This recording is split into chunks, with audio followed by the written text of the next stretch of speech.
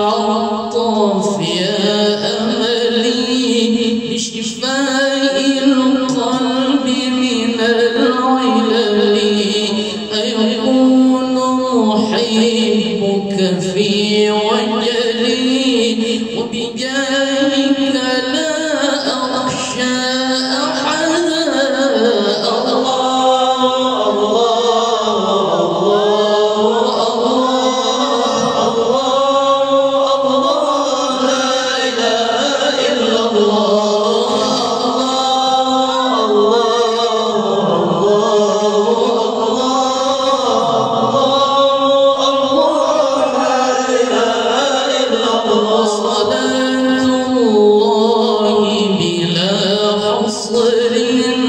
لك تهدى يا سامي القدر ولآلك والصحب الغر ما أبدى الطائر توريدا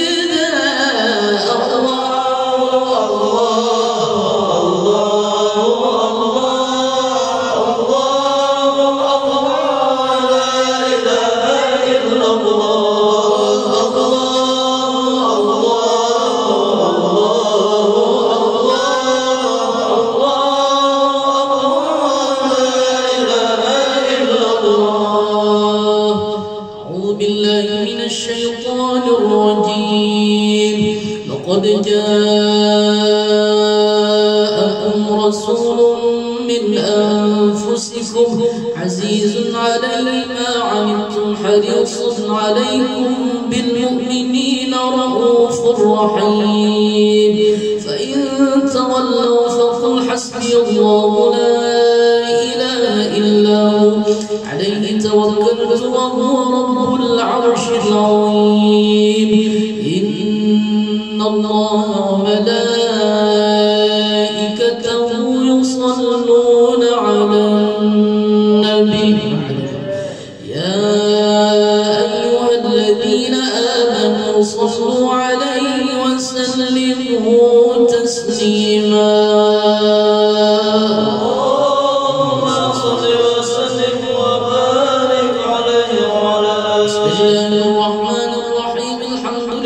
القوي سلطانه الواضح برهانه الموصوف في الوجود كرمه وإحسانه تعالى مجده وعظم شانه خلق الخلق لحكمة وطوى عليها علمه وبسط لهم من فائض المنة ما جرت به في أقداره القسمة فأرسل إليهم أشرف خلقه وأجل عبيده رحمة تعلقت إرادته الأزلية لخلق هذا العبد المحبوب فانتشرت آثار شرفه في عوالم الشهادة والغيوب فما أجل هذا المن الذي تكرم به المنان وما أعظم هذا الفضل الذي برز من حضرة الإحسان صورة كاملة نارت في هيكل المحمود وتعطرت بوجودها أكناف الوجود طرزت برد العوالم بطراز التكريم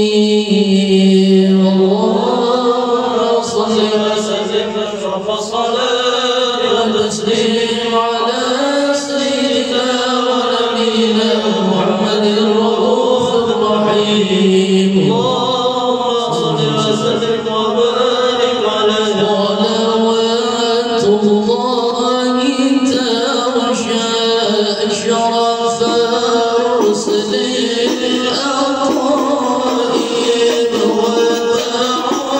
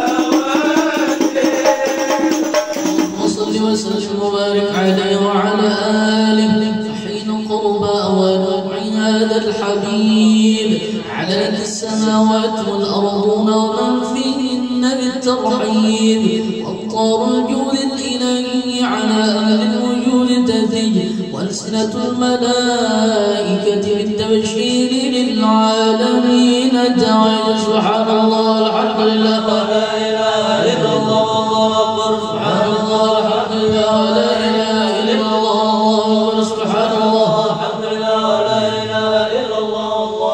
قدرتك شفت قناع هذا المستور ليبرز نوره كاملا في عالم الظهور نورا فاق كل نور وأنقذ وقد الحق حكم على من أتم الله عليه النعمة من خواص الأمة أن يحضر عند وضعه أمة تأنيسا لهذه المسعود ومشاركة ما في هذا الصراط الممدود. حضرت بتوفيق الله سيدة مريم والسيدة آسيا ومعهما من الحور العين من قسم الله له من الشرف بالقسمة الوافية. فأتى الوقت الذي رتب الله على حضوره وجود هذا المولود فانفلق صوح الكمال من النور على العمود. برز الحامل المحمود مذعنا لله بالتعظيم والسجود. صلى الله على محمد صلى الله عليه وسلم. صلى الله على محمد صلى الله عليه وسلم. صلى الله على محمد يا ربي صل وسلم. يا نبي سلام.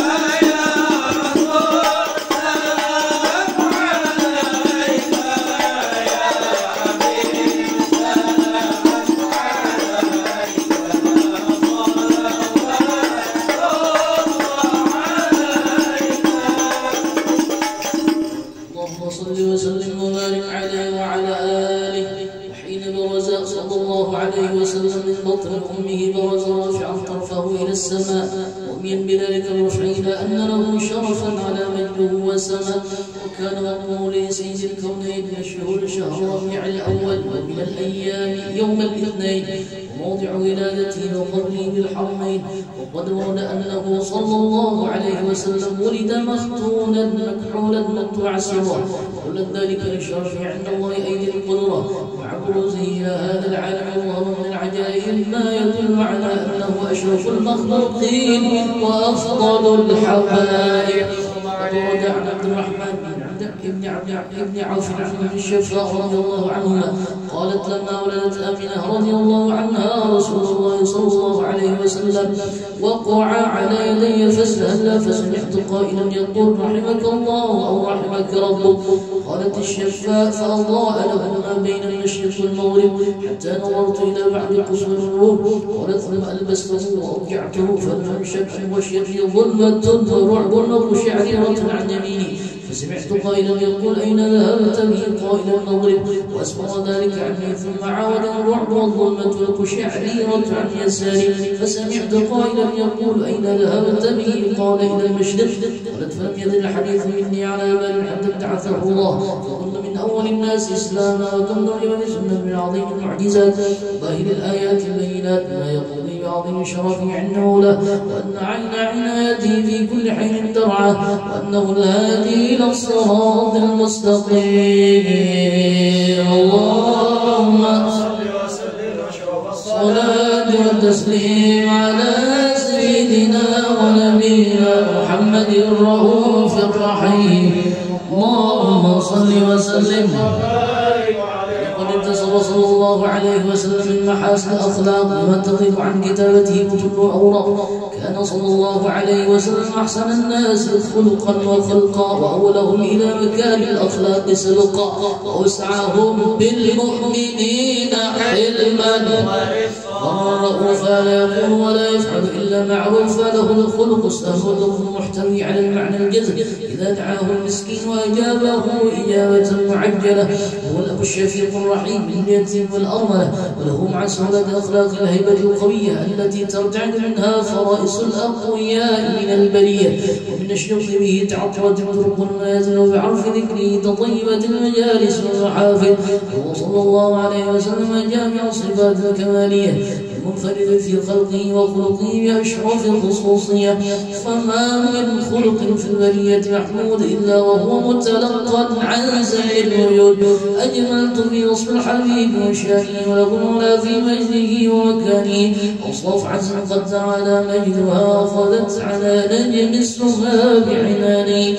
وقد انبسط القلم في تلوين ما فله العلم الوقائع مولد النبي الكريم حكاية ما أكرم الله به هذا العبد المقرب ذا التكريم والتعظيم والخلق العظيم. حسن مني أن أمسك عنة الأقلام في هذا المقام أقرأ السلام على سيد الأنام. السلام عليك أيها النبي ورحمة الله وبركاته. السلام عليك أيها النبي ورحمة الله وبركاته. السلام عليك أيها النبي ورحمة الله وبركاته. وبذلك يحصل الختم كما يحصل التقديم فعليه أفضل الصلاة والتسليم.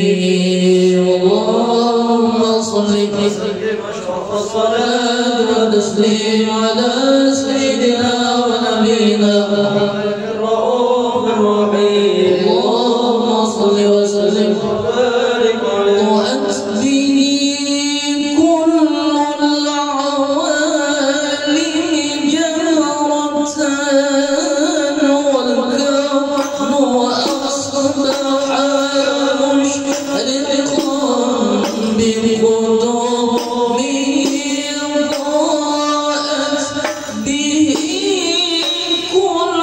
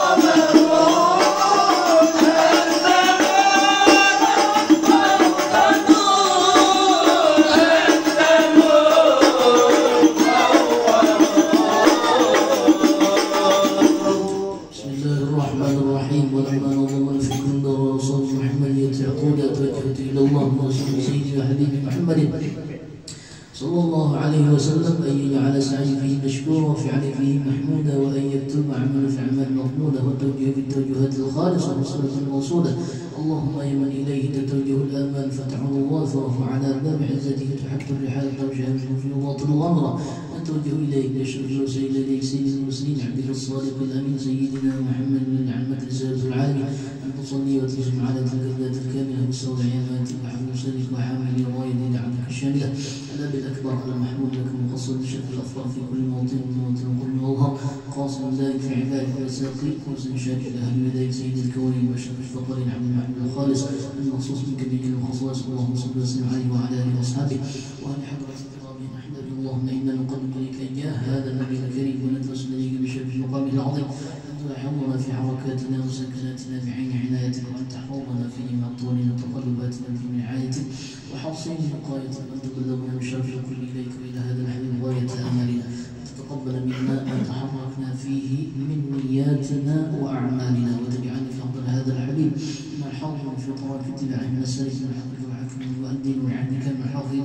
اللهم إن لنا أطمعا في رحمتك الخاصة فلا تحرمنا اللهم جميع هي سيرة إليك وتقريبنا آمن بك برسول المجاب الذين توجهنا به إليك المشبعين أن تقابل المذنب منا بالغفران ومسير الإحسان والسعادة بما سأل والمؤمن بما أمن وأن تجعلنا ممن نصر هذا الحبيب وزر أوله وظهره وحمى ببركته والشريف من جهته أولادنا ووالدينا وأخواتنا ووالدينا وجميع المسلمين والمسلمات والمؤمنين والمؤمنين في جميع الجهات بالمرة بين في موطن مشورهم وعدم السلام بين بها معمورة وعلى المنصورة واكشف اللهم كربة المكروبين وقضي دين المدينين وفي المسلمين تقبل توبة التائبين وانشر رحمتك على عبادك المؤمنين أجمعين وفي شر معتدين الظالمين وابسد العدل بالحق من جميع النواحي والأبطال وأيد من تأييد من عندك وصل عن المعلم من الفقين والكفار واجعلنا يا رب في الحسن عصيم من جميع البلايا في الحزن من الذنوب والخطايا وألمنا في العمل والطاعة والصدق في رضوتك القائمين وإذا توفيتنا فتوفنا مسلمين مؤمنين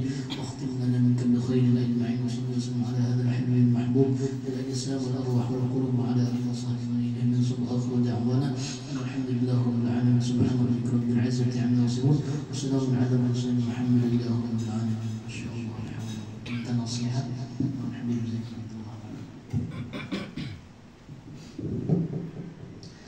Assalamualaikum warahmatullahi wabarakatuh. Alhamdulillah wassalatu wassalamu ala Rasulillah Sayyidina Muhammad bin Abdullah wa ala alihi wa sahbihi wa man wala wa la hawla wa la quwata illa billah. Rabbi shrah li sadri wa yassir li amri wahlul 'uqdatam min lisani yafqahu qawli. Amin. Qala Allah ta'ala ya ayyuhan nabi inna arsalnaka syahidan wa mubasysyiran wa nadhira وداعيا إلى الله بإذنه وسراجا منيرا وبشر المؤمنين بأن لهم من الله فضلا كبيرا. Yang saya hormati para ustadz, akhina Ustadz Sidik dan juga tuan rumah Bapak Haji Rustam, pada tuan jalan dan juga kepada seluruh yang hadir. Alhamdulillah kita sekarang ada di Yaumul Itsnain, tanggal 12 Rabiul Awal, hari Senin. Tadi dibaca dalam maulid tadi, wa kana wulida sallallahu alaihi wasallam pada tanggal 12 Rabiul Awal, hari Senin. Ya, persis seperti hari ini. Jarang-jarang hari 12 Rabiul Awal, hari Senin. Mudah-mudahan kita semua mendapatkan keberkahan maulid ini tadi. Lahirnya Nabi sallallahu alaihi wasallam adalah peristiwa yang paling berpengaruh bagi kehidupan kita. Ulun sama pian ini, kalau bukan karena lahirnya Nabi, masuk neraka. Kata Allah, wa kuntum ala syafa hufratin minan nar fa anqadhakum minha. Kalian itu, hai manusia, termasuk kita semua, sudah ada di ujung, hampir masuk neraka. Fa anqadhakum minha, kemudian oleh Allah diselamatkan. Diselamatkan dengan apa? Dengan dilahirkan dan diutusnya Nabi Muhammad SAW. Kita yang dulunya nggak kenal Allah, tidak connect kepada Allah, tidak tahu caranya masuk surga, tidak tahu kayak apa cara menyelamatkan dari neraka. Tiba-tiba kita jadi kenal Allah, sambung sama Allah, selamat dari neraka, insya Allah masuk surga karena Nabi Muhammad. Maka bagaimana kita tidak bergembira kalau di hari seperti ini? Kalau kita memperingati lahirnya Nabi, bagaimana kita tidak bersyukur, bergembira? Sama kalau misalnya kita naik mobil, hampir masuk jurang, ternyata nggak jadi masuk, selamat. Apa yang kita lakukan? Senang, maka kita mengucap dari hati yang betul-betul alhamdulillah wa syukrulillah. Maka hari ini kita katakan juga alhamdulillah wa syukrulillah atas nikmat wujudnya Nabi sallallahu alaihi wasallam, yang mana ketika Allah berfirman wa in ta'uddu ni'matallahi la tuhsuha, kalau kalian menghitung nikmat Allah kalian gak akan menghitung. Itu kata Imam Sahal At-Tustari, nikmat yang dimaksud di situ nikmat Nabi Muhammad sallallahu alaihi wasallam, nikmat Allah dengan wujudnya Nabi Muhammad. Nabi Muhammad, kalau kita mau cerita panjang, sedikit saja. Rasulullah SAW adalah semulia-mulianya makhluk Allah, yang beliau itu adalah cahaya simbol agama Allah, yang mana orang kalau gak takzim sama Nabi berarti gak bertakwa kepada Allah. Allah berfirman, wa may yu'azzim sya'airallah fa innaha min taqwal qulub. Barang siapa yang mengagungkan syiar-syiar agama Allah, itulah ketakwaan hati. Dan tidak ada syiar yang lebih utama dari syiar agamanya Allah melebihi Nabi Muhammad SAW.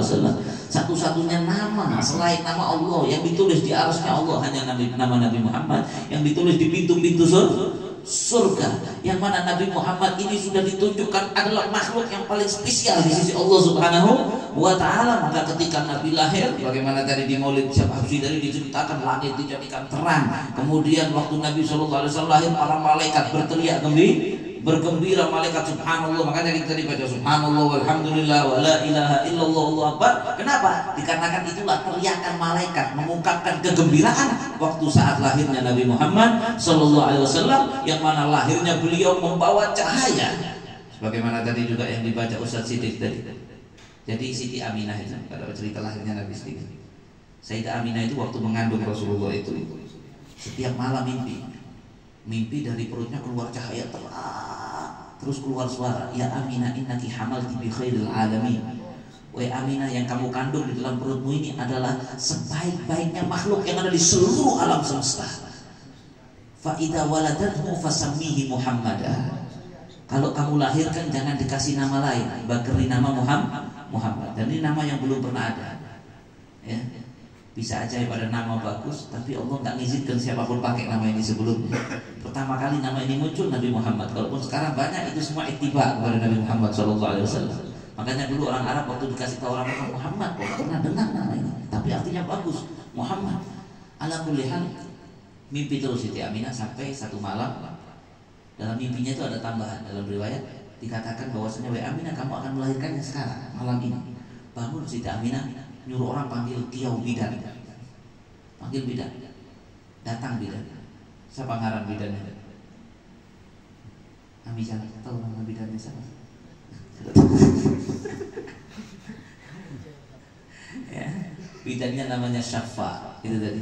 An Abdurrahman bin Auf bin Ummi Syafa radhiyallahu anha. Bidan ini namanya Adil Syafa radhiyallahu anha. Dipanggil bidan ini tadi sampai di rumah Siti Aminah. Siti Aminah bilang, ulun hendak melahirkan. Ditakuni sama bidannya, sama Syafa, sudah sakit? Gak ada sakit. Oh belum.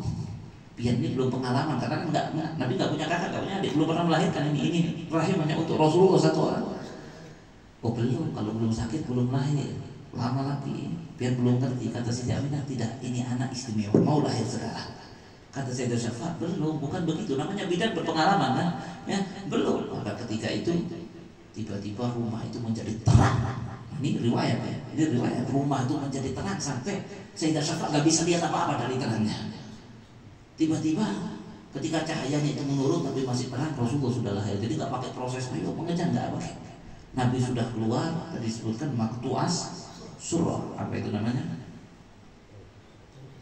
Tali pusarnya sudah terpotong bersih, nggak ada darah, nggak ada lendir. Bahkan dalam riwayat yang lain itu Nabi kemudian baru lahir sujud sajidan, kemudian mengangkat kepalanya torfahu ila sama. Ya, Nabi kemudian setelah sujud mengangkat melihat ke langit, ini baru lahir bercahaya. Maka Sayyidah Syafa itu pun kaget. Bahkan ada riwayat beliau keluar dari rumahnya Siti Aminah sebentar, dibuka itu pintu, dia lihat langit semuanya terang, diterangi oleh Allah minal masyriq ilal maghrib, dari ujung timur bumi sampai barat. Sampai kata Sayyidah Syafa, hatta nadhurtu ila ba'di usurir Rum, sampai saya bisa melihat istana Romawi. Ini nggak masuk akal. Ibaratnya pian ada di Banjar, keluar di depan rumah Haji Rustam kelihatan Monas di Jakarta, kan nggak mungkin. Kecuali live streaming.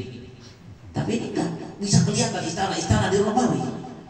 Kemudian Sayyidah Syafa dalam riwayat yang lain ada seorang namanya Fatimah, bukan Sayyidah Fatimah. Itu yang menyaksikan juga malam itu waktu Nabi lahir. Itu saya datang ke rumahnya Aminah, saya lihat ada bintang itu dari langit turun sampai hampir nempel di genteng rumahnya Siti Aminah. Sampai katanya hatta dhanantu annahu sataqu alayya.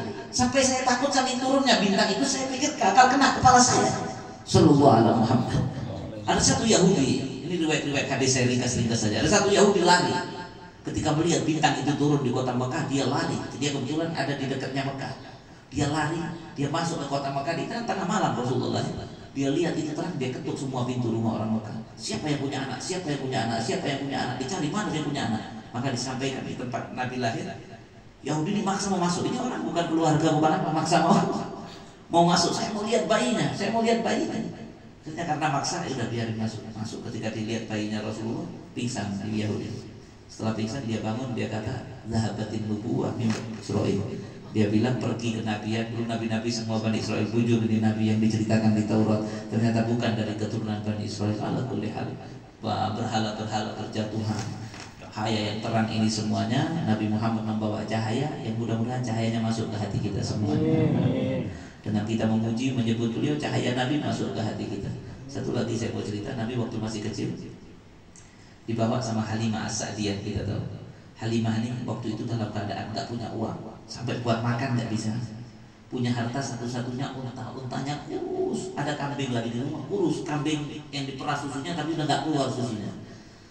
Sayyidah Halimah ini punya anak bayi baru melahirkan. Akhirnya dia bilang, ayo kita ke Mekah saja. Halimah rumahnya bukan di Mekah, di namanya kampung kecil di desa namanya kampung Bani Sa'ad. Kampung Bani Sa'ad ada Waro'a Taif, di belakangnya Taif. Kampung ini kampung orang susah. Kampung itu lagi paceklik. Tahu paceklik apa bahasa Banjarnya paceklik? Paceklik. Orangnya lagi kesusahan semua, sampai dikatakan di Bani Sa'ad itu waktu itu jarang orang senyum, saking susah semuanya. Halimah pun berangkat ke Mekah menawarkan jasa untuk nyusuin anaknya orang, dibayar. Subhanallah, waktu itu singkat cerita Nabi pada akhirnya didaftarkan, akhirnya dibawa sama Sayyidah Halimah untuk ke Bani Sa'ad. Kampung itu ketika Rasulullah sampai, kampung itu berubah. Onta yang kurus tadi dibawa ke Mekah, dijual nggak laku. Dibawa kembali ke Bani Sa'ad, onta itu tiba-tiba seger. Kambing itu tiba-tiba susunya banyak.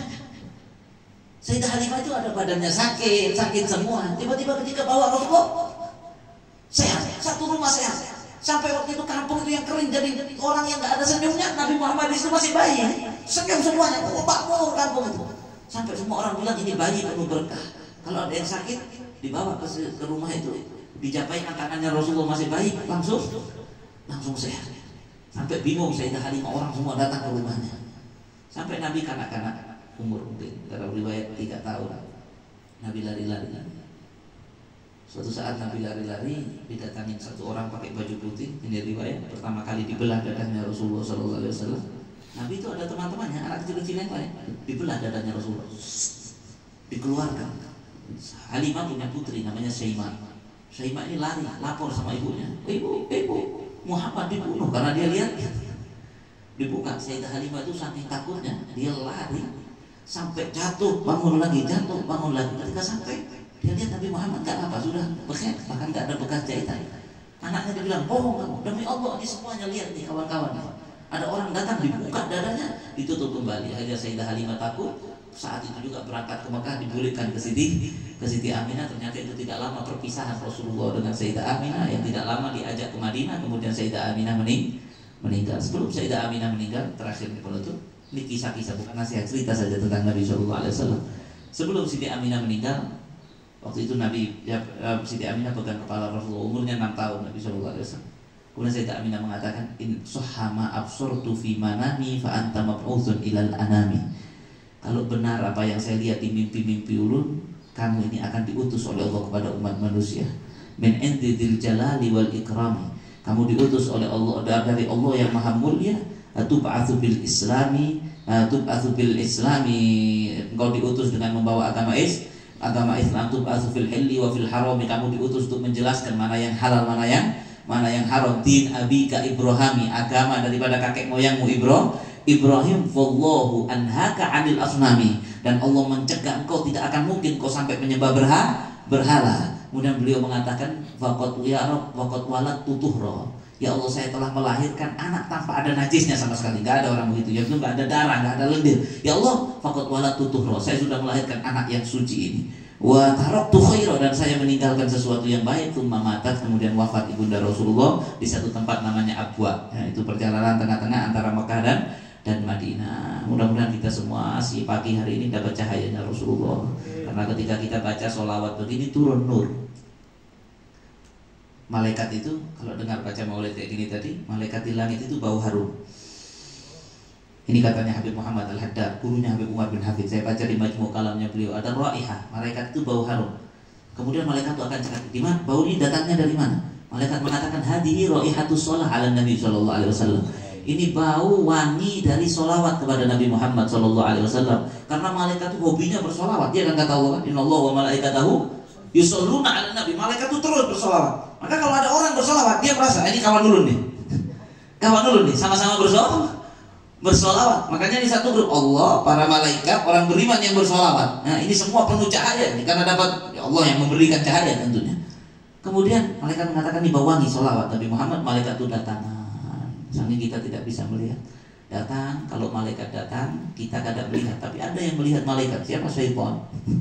Setan tuh kawat melihat malaikat. Jadi kalau misalnya di rumah kita, di badan kita ada setan, datang malaikat karena kita sholawat, setannya buka, takut sama malaikat. Malaikat itu besar. Malaikat Jibril itu lahu situmi ati janahin. Wujud aslinya punya 600 sayap. Satu sayap kalau diginikan sulur ke langit. Malaikat itu datang membawa nur. Nur itu masuk ke dalam hati kita, nur cahaya. Berkatnya sholawat masuk ke dalam hati kita. Yang cahaya ini modal kita selamat di akhirat. Allah berfirman, wa in minkum illa wariduha kana ala rabbika azmam maqdiya thumma nunajjil ladzina taqaw wa nadharu adh-dhalimina fiha jithiya. Kata Allah, kalian semuanya pasti akan melewati neraka. Ulun sama pian nih, abang Jalak juga nanti masuk lewat neraka. Ya, kayak apa abang Jalak? Siap lah pian neraka. Karena ala rabbika hazmam maqdiya, itu sudah ketetapan dari Allah. Kapan kita melewati neraka? Saat mau masuk surga. Itu melewati satu tempat namanya Sirat, ya kan? Sirat itu di mana? Di neraka. Ibarat kecamatannya Sirat itu kecamatan neraka, itu di neraka. Pas atasnya, bawahnya neraka. Ini ada jembatan. Biar hayalkan nih, jembatannya itu kita tahu sebesar apa? Sebesar rambut tajam. Maksudnya apa? Kalau kita jalan pakai kaki nggak bisa. Dan orang itu semua dipaksa lewat situ, nggak bisa menghindar. Nggak bisa dia mikir buat proyek jembatan, nggak bisa. Semua harus lewat saat itu juga. Dan dia akan nggak mau lewat, dipaksa lewat. Kata Allah, ketika lewat di situ banyak yang jatuh. Mudah-mudahan kita tidak seperti yang jatuh ya Allah. Ini nyata ya. Kalau dia nggak percaya, di Quran yang bilang, Allah dalam Al-Quran, orang lewat baru dipijak jatuh. Masuk ke mana? Masuk ke neraka. Dan apinya pun dari bawah menyambar ke atas.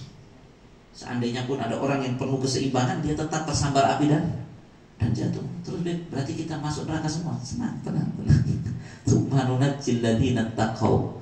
Kata Allah, tapi orang-orang bertakwa kami selamatkan. Bagaimana cara Allah menyelamatkan? Diselamatkan dengan nanti orang-orang yang selamat itu sama Allah dalam hari itu dia dibungkus cahaya. Nur yang dari hatinya tadi dibungkus cahaya. Yang jalan cahayanya, kakinya diam aja.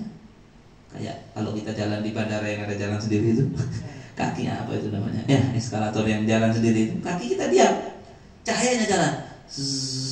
Cahaya ini juga memproteksi dari sambaran api yang dari bawah. Nah itu nanti cahayanya beda-beda. Ada yang cahayanya itu kelas atas, itu jalannya sampai dikatakan nanti ada orang itu sampai di depan pintu surga, dia nggak tahu, sudah lewat Sirat, sudah selesai, saking cepatnya. Nah cahaya itu diantaranya kata Nabi bilang as-sholatu alayya nur yaumal qiyamah. Sholawat kepada aku kata Nabi akan mendatangkan cahaya itu pada, menyebabkan kamu punya cahaya itu pada hari kiamat. Di antara yang lain juga pergi sholat subuh ke masjid, Nabi katakan dapat nur tam yaumal qiyamah. Ada satu hadis lagi Nabi bilang ada orang ini cahayanya redup-redup. Mungkin agak nakal orangnya dulu di dunia. Dia punya cahaya tapi redup. Jalannya di atas jembatan tuh pelan-pelan. Sampai tengah cahayanya mau mati.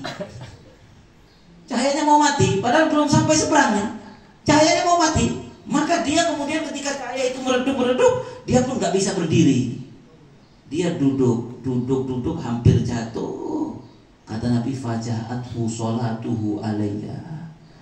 Tapi saat itu dia mau terjatuh, datanglah dulu sholawatnya kepadaku. Ternyata rajin bersolawat.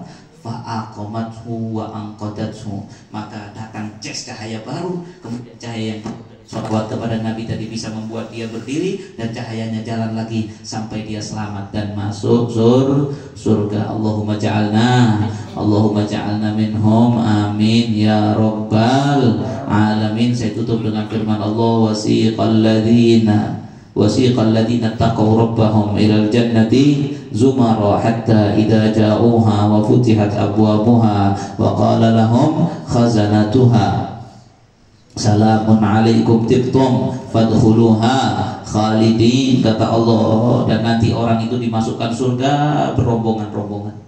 Mudah-mudahan kita serombongan semua insyaallah. Dikatakan siapa kawan kamu di dunia, itu nanti yang akan menjadi kawan di akhirat.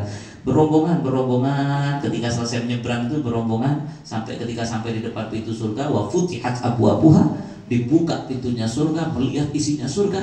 Penjaga pintu mengatakan, salamun alaikum, keselamatan atas kalian, tibtum, berbahagialah kalian, fathuluha, silahkan masuk, check in, kada usah check out, khalidin, selamanya di dalamnya. Maka saat itu menangis bergembira, insya Allah kita semua berkat 12 Rabiul Awal, hari Senin yang mulia, berkat Nabi Muhammad SAW, Allah tulis nama kita termasuk orang yang menyeberang sirat dengan selamat, masuk surga bersama-sama, berkumpul kita di dunia, berkumpul lagi di surganya Allah, mudah-mudahan Firdaus A'lal Jannah bersama Nabi Muhammad SAW. Wassalamualaikum warahmatullahi wabarakatuh.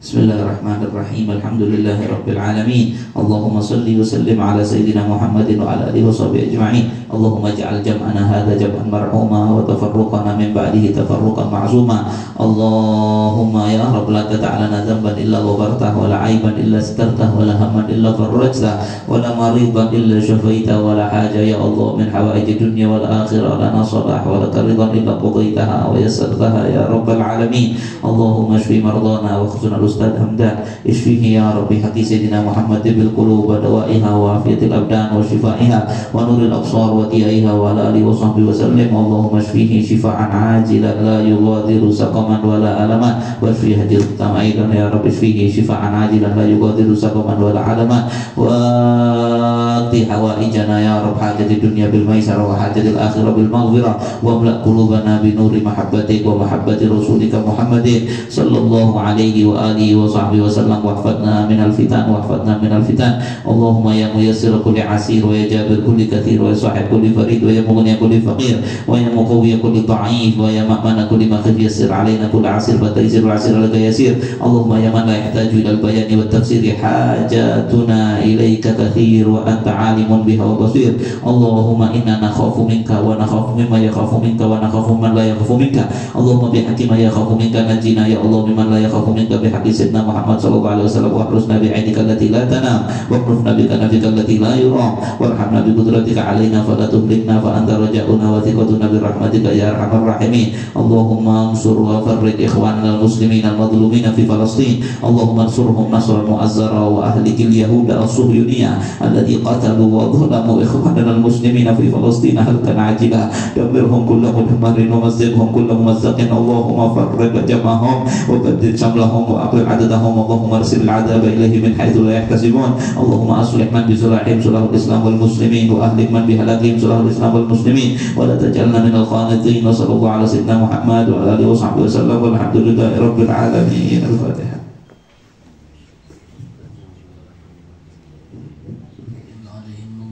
يا ربي بالمصطفى بلغ مقاصدنا أمام مضى واسع الكرم. يا ربي بالمصطفى بلغ مقاصدنا واغفر لنا يا واسع الكرم. يا ربي بالمصطفى بلغ مقاصدنا واغفر لنا واسع الكرم. تقبل الله منكم منا